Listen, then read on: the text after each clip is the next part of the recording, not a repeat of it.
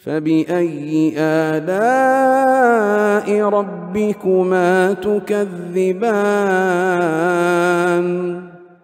Semoga Allah Subhanahu wa taala menjaga Ustadz dan juga seluruh kaum muslimin. Saya ingin melamar akhwat yang mana akhwat tersebut adalah wanita solihah. Tetapi akhwat ini memiliki masa lalu yang buruk, maka hal ini membuat diri saya bimbang atau bingung.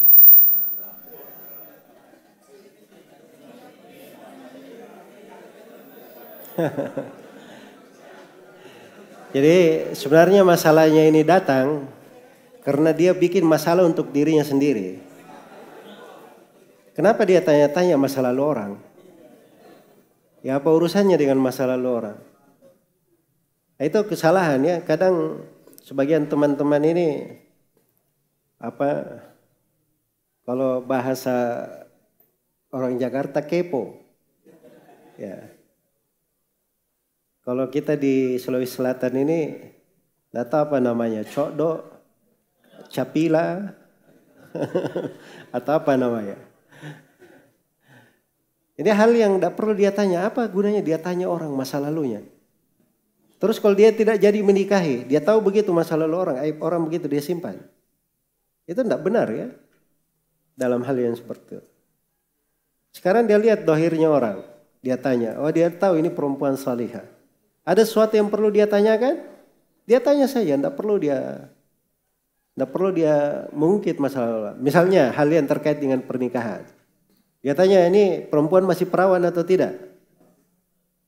Itu haknya bertanya, nggak ada masalah. Kalau dia bilang misalnya tidak, itu sudah cukup. Nggak usah tanya kenapa tidak. Itu namanya kepo namanya. Karena keperawanan itu bisa pergi, kadang karena kesalahan, kadang karena tidak sengaja, kadang memang dia tidak punya keperawanan dari asal penciptanya. Jelas ya? Atau memang pernah terjadi misalnya dia lompat terlalu tinggi keluar darah. Nah, itu kan hilang juga namanya. Ya. Jadi tidak usah tanya sama orang apa yang terjadi. Nah, itu tidak ada gunanya namanya. Jelas ya? Akhirnya seperti sekarang ini berpikir gara-gara tahu masa lalu. Nah, itu dia sendiri yang bikin masalah untuk dirinya. Nah ini penyakit dari awal harusnya dihilangkan. Sebab kalau nanti dia menikah, itu selalu dia pikirkan. Ya. Jadi kalau dia ingin baik, dia tidak usah masuk ke dalam urusan pribadi orang. Terus yang kedua, kalau dia terima sebagai istrinya sepanjang perempuan salihah, apapun yang terjadi di masa lalu, itu dia cukup bergembira dengan seorang perempuan yang salihah yang sudah baik. Dan itu saja sudah kebaikan yang besar. Kebaikan yang besar. Ya saya berpikir begini ya, kalau setiap anak muda begini caranya, tidak pernah nikah-nikah dia. Kemudian berapa banyak nanti akhwat yang diperlakukan seperti itu. Kalau setiap orang begitu caranya. Jelas ya? Makanya yang biasa saja, yang wajar-wajar saja. Jangan berlebihan. Ya, itu satu sudut ya. Kemudian sudut lain, ini juga perlu diperbaiki nih anak muda ini. Ini karena terlalu bebas media, apa segala macam. Dia cuma lihat ini dapat status di, wah ini kayaknya cakep ini anaknya. Cari nomornya, dia hubungi WA langsung. Ya, itu dari mana dia punya hak untuk menghubungi?